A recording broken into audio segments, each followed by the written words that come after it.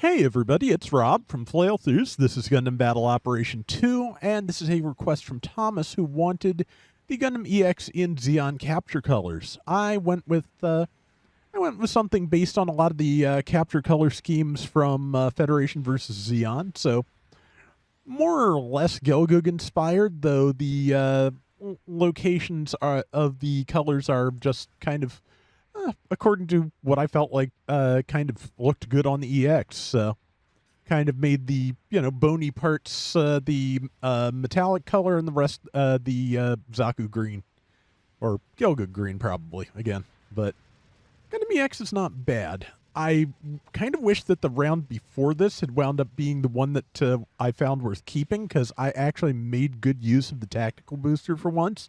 Managed to hop out of a corner by the enemy base without getting hit for most of it. But in terms of like actual like gameplay, this one wound up being better. In both, I ran into Maelstrom on the other team, so he is in the high mobility Zaku I was just firing the Gatling at a moment ago. And let's see, got slightly chopped by a guy, Helmuth Rickdom, which, yeah, that has knockback now on its giant sword, which I kind of like. Yeah, that's what just smacked me out of my kick. It does have higher priority, I'm pretty sure. But yeah, I managed to land a couple of the kicks here and there this round, which was nice. So I'm, like I said, this one came out pretty well. And let's see, beyond that, yeah, brain. But it's, yeah, I enjoyed using it, which is good because I've got at least one more request for it I need to start working on now. But yeah, it's got a pretty good move set. It's still weird to me that the Gundam Universe figure skipped giving it the Gatling, because it's built into the back. I don't remember it ending up without it at any point in Requiem for Vengeance. Maybe it got shot off or chopped off and I just don't remember, but I'm pretty sure it had it for the whole run. So again, just very weird choice. Gundam Universe has been a really weird figure line, and I'm sad that they're starting to cost more, but I am happy that they are starting to, like, try and bring up the quality, because honestly, it needed it. Like, I do not get what they were going for with the early waves, and my opinion was not really helped by the fact that once I got the Sazabi, like, it had that occasional problem that Robot Spirits and SH Figuarts figures have, where just the materials in the hip joints decide that they are going to have way too much friction and end up and wound up wrenching the hip joint apart. So yeah, I haven't, obviously I've not gone back to that since, just because once that happens, once you kind of and you were already like skeptical about a line, you kind of don't go back. But beyond that, I keep saying beyond that, that is the verbal take of the night. I have a whole library of them, and I do not pay attention to which ones I am saying at any given moment. But yeah, I've been working on this one a couple of days here, a couple of days straight. Before that, I was working on and off. Finally got something I liked. Honestly, just a lot of times with suits like this, it's like, I end up thinking, if I can use all the features well, I can do really, really well with it. But the reality is that if there are features like the tactical booster that 9 times out of 10 are just beyond my current skill level, I am much better off ignoring them and focusing on what I'm good at. So that was more or less the plan here. And if I got another opportunity to use the tactical booster like I did the round before, that would be great. But no, right now, the name of the game is doing damage until other things explode. So that is what I'm focusing on. And yeah, caught that Casval Gundam by the foot and stabbed it from inside that crate there.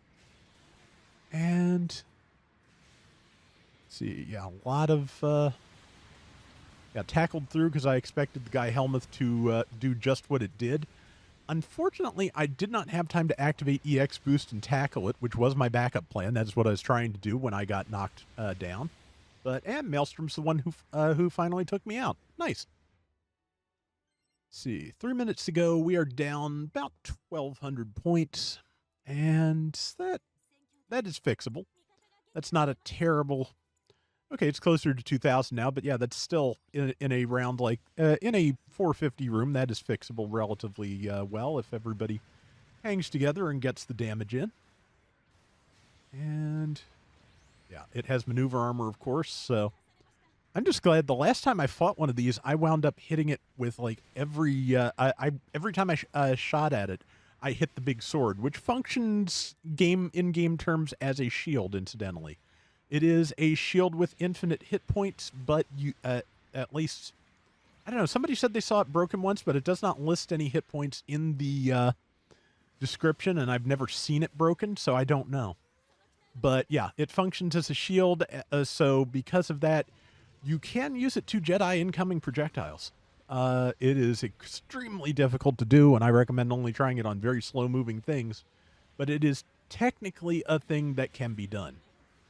Like I said, most of the time, I would advise not bothering, because the swing is a little bit slow. The cooldown is also kind of long, so the chances of you actually making any practical use of it and somebody not just shooting at you a second time is again very low. So great trick if you can do it at one point in a pinch and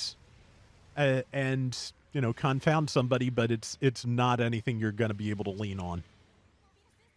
See, we've got a bomb planted in the enemy base. I don't remember if it goes off or not. That would be a way of making up the score difference, though, so we will see what happens. Yeah, about a minute to go. I don't know. Okay, it looks like they're all kind of pushing towards the base. It doesn't look like any... And someone decided that taking B was the best use of their time here with a 2,700-point bomb about to go off, so I have a feeling that they are not going to get the defuse here. And that is Maelstrom there, who is... I'm just kind of decided to just kind of pepper from a distance because it didn't feel a great urge to catch him in a 2-on-1. By the time the prototype camper was done, it was moot anyway. And big kick, thanks to the person who stunned the Jeddah, because that let the kick go through, which got me some more assist points. And yeah, the more points you can get at this stage of the game, better off you're going to be, because we ideally would like to assemble enough of a lead that if we incur some losses here at the last moment, we're good. Yep, Maelstrom is taking a swing at me here. I used my roll, but I did also hit EX boost just for defensive purposes, and that is what carried me through. So, yeah, EX boost, it's only a 5-second EX boost, so using it as a pocket tackle is the most useful thing it's been for me. But I managed top score, 2,896. That's not bad. 540 assists, also not terrible. And let's see. I think it was, 4 and 3, so not too bad. I hope you enjoyed it, Thomas, and that is going to do it for today's Gundam Battle Operation 2. We will be back soon with more. Till next time, everybody take care and have fun. Later.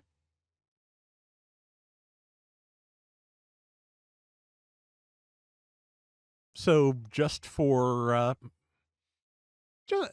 fun, I pulled the Zeta Plus C1 out of storage for the first time in forever tonight, and I did okay, not great, but given its current state of being, I feel like that probably needs to go onto the buffs we'd like to see a list, because yeah, it does have a pair of heavy staggers, which you can make really good use of if you play your cards right, but you don't have a lot of cards to play because the only thing it has for ranged attacks beyond that are the hip beam guns. So I feel like it probably needs to expand its toolkit and probably up its defenses a little bit. Also, yeah, resist move. It's a Zeta Gundam. It should not be slow moving.